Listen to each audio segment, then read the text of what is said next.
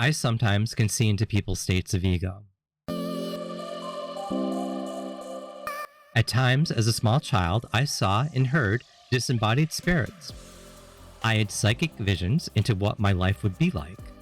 I saw myself when I was older watching news events and seeing what was going on in the world.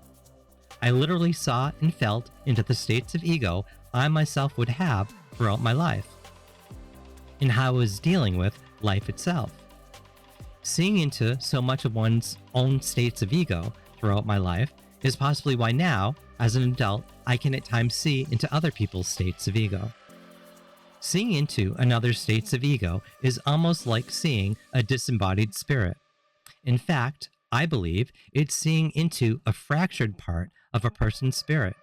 The ego portion of a fractured part of their spirit that is disembodied from their main spirit and physicality. Some people literally are tripping over parts of themselves that they have not yet processed and come to terms with. As an empathic therapist, I sometimes find myself sitting with a client, and as they're talking, I start seeing younger versions of them in the room with us. Often, I am seeing them as children, and the child them interacts with me and even at times sits on my lap and tells me about traumatic events of what happened to them in their childhood. All this happens while the client is unaware of the conversation that I'm actually having with them. Once the client and I get to a safe space, healthy point in the conversation, where I can bring up the particular age I'm seeing into, the client then often will start to openly discuss the trauma that the younger version of them had already spoken of to me.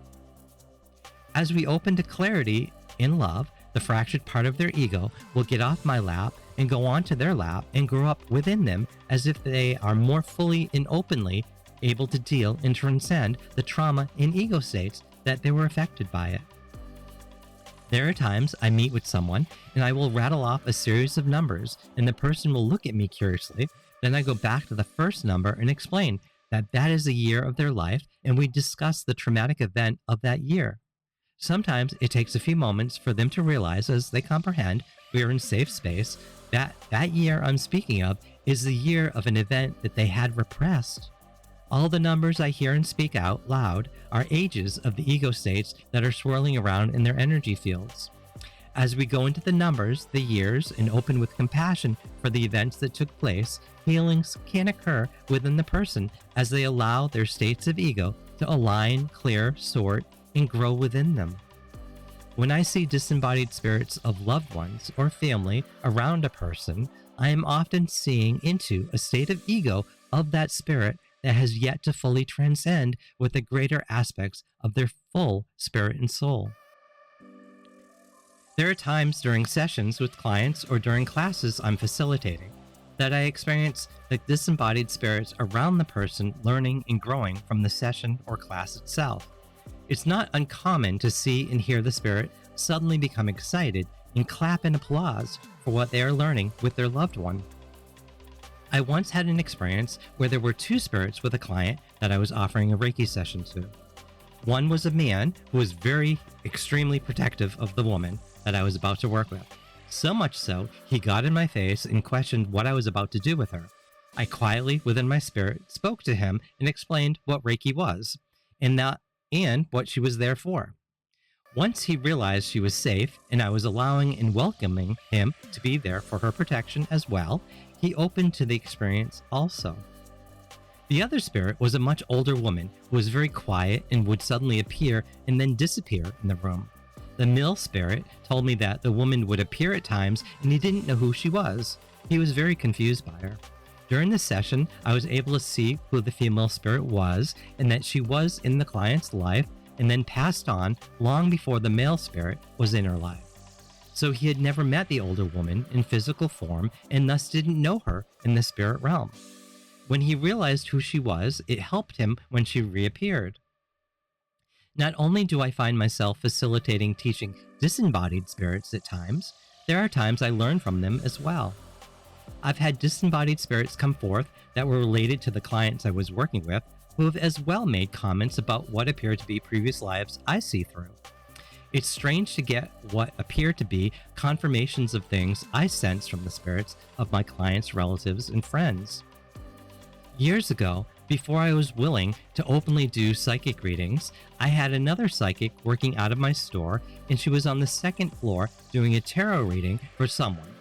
When I kept hearing a spirit tell me I was going to be doing tarot readings myself once I allowed myself to do it, and as I listened and comprehended what I was hearing, I was told I needed to go upstairs to help with the reading that was taking place. I laughed out loud to myself and the spirit, and then said to myself, I must be imagining that, and my ego must be on a trip. After closing down and not listening to the spirit that was communicating with me, because I was concerned I was just having ego issues, after about half an hour, I heard the other psychic call out my name from upstairs. I went to the stairs to see what was going on, and she asked if I would go upstairs.